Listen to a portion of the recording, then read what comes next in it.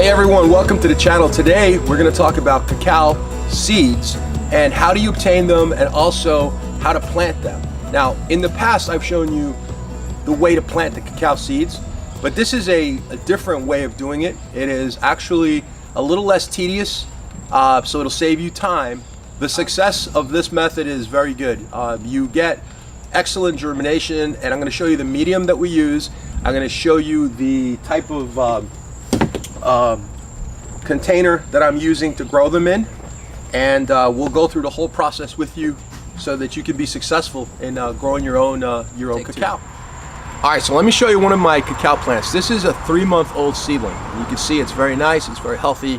One thing I want to point out is when you plant cacao seedlings, it's a good idea to use a pot that's deep, okay? Because you want the root system to develop nicely. If you use a very shallow pot, you'll end up with a root system that's circling and very poorly developed, okay? So all right, so now let's go ahead and let's show you what this is. This is a cacao pod. This is a variety called Trinitario. Trinitario is one of the 3 varieties. Now there are many other varieties, there are many hybrids, but people generally speak about Forastero, they talk about Criollo, and they talk about Trinitario. So Trinitario is a cross between Forastero and Criollo.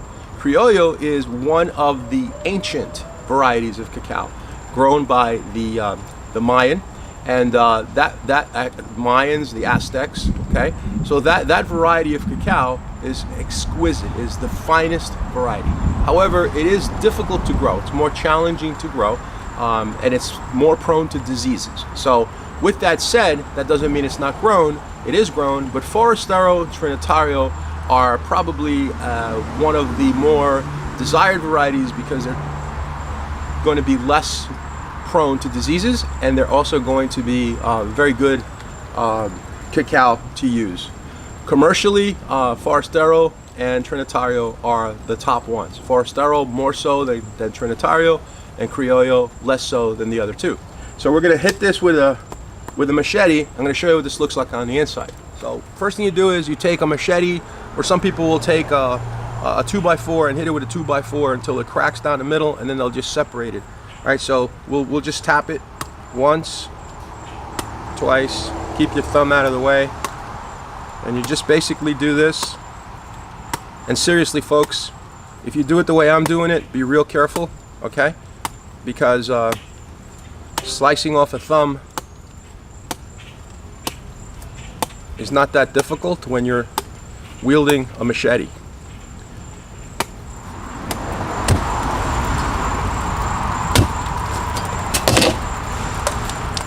There we go.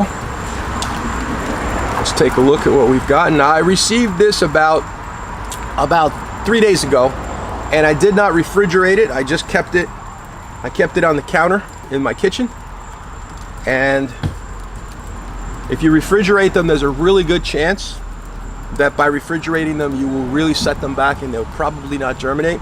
Even though one time I did do that to a cacao pod, and I got pretty decent germination, but it was only in the fridge for 1 or 2 days, and it was you know, the normal shelf temperature of the fridge, and it seemed to be okay. But I think if they're in there for a long time, it's probably not a good idea, and it's probably best to not refrigerate them, okay? So these are nice large cacao beans, very nice. And like I said earlier, these are the Trinitario variety, and I said I was going to show you how I plant these, right? So what I would suggest is that you take them out and then you put them in your mouth like this, and you just clean them. You just clean them real good. Get as much of the pulp off as you can. And they're very slippery, so you'll drop them easily. And it has a citrusy kind of a flavor, a little bit sweet. And honestly, it's the first time I tried Trinitario, and it's pretty good. But I've had the Forastero, and I've had the Criollo, and they seem to be sweeter. But maybe that's just a weird thing that's going on with this particular pod. I don't know. Let's see.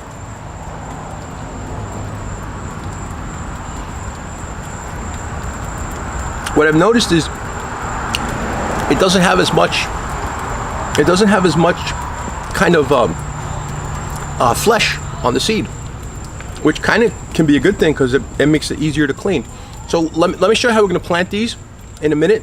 But I want to say that I used to tell everybody, take the seed and literally clean it off with your nail completely until you remove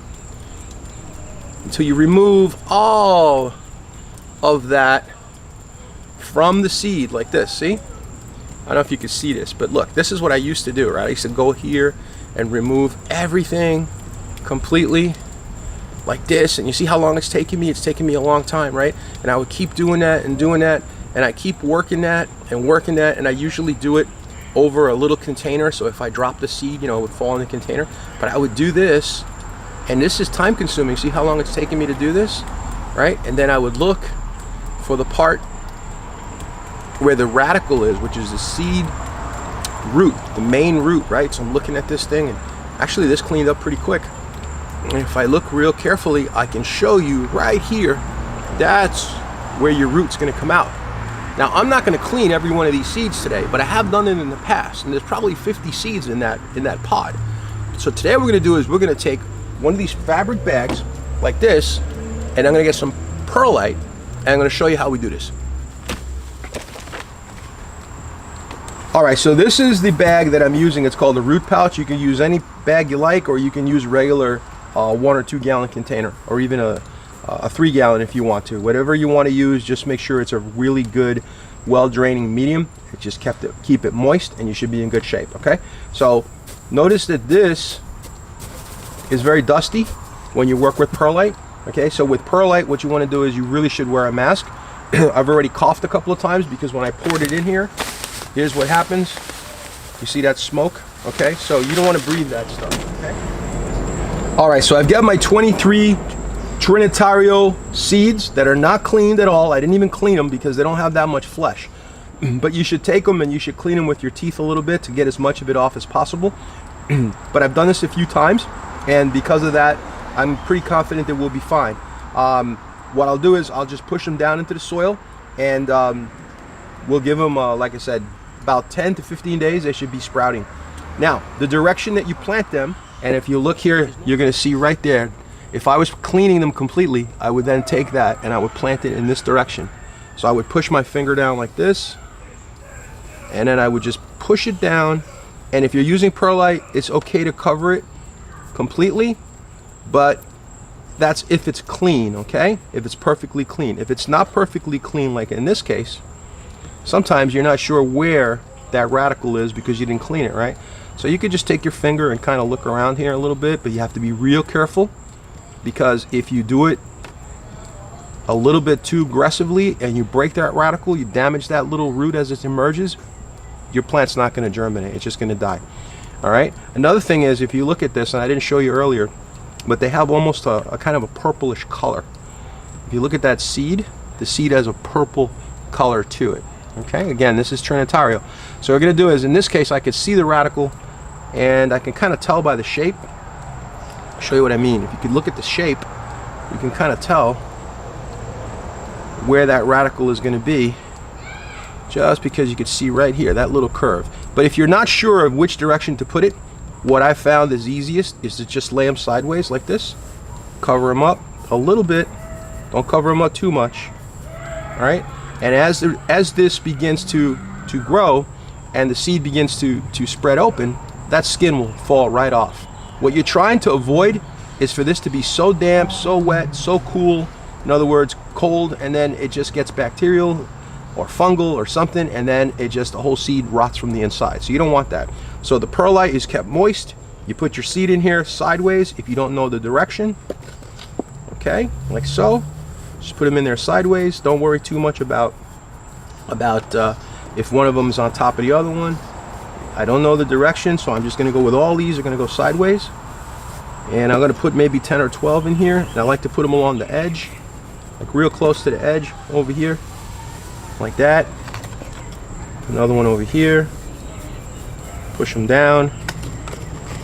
Go down here and put another one over here in this corner. So you get the idea. I'm going to do the same thing now with the rest of these seeds in the other bag. Take two.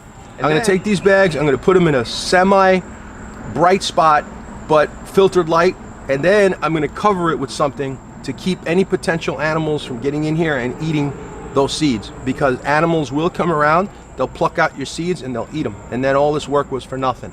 So I'm going to show you how I do that. Alright, so here we go. This is our grow bag. It's a fabric grow bag. It has perlite in it. It's been watered, and what we did is we did not clean the seeds this time. In the past, in videos you've seen, I've cleaned the seeds because I really wanted to make sure I had no disease issues, I had good germination and so on, and I always got really good germination. However, I learned a while back that I could save a lot of time by not cleaning the seeds, just kind of put them in your mouth, get as much of the pulp off as you can, and then plant them in perlite, being kept moist.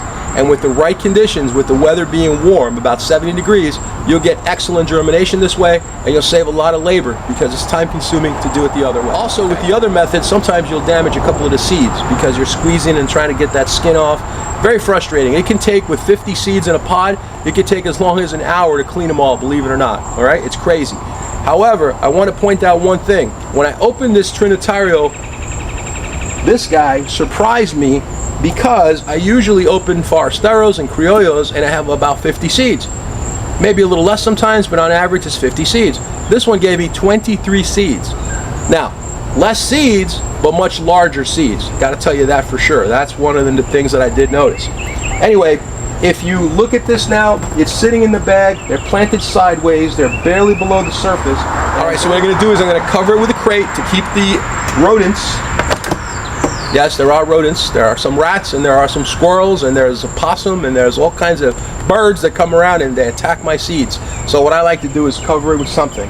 So here they will remain covered, and we'll check back in 10 to 15 days to see what's going on, and I'll share another video with you soon.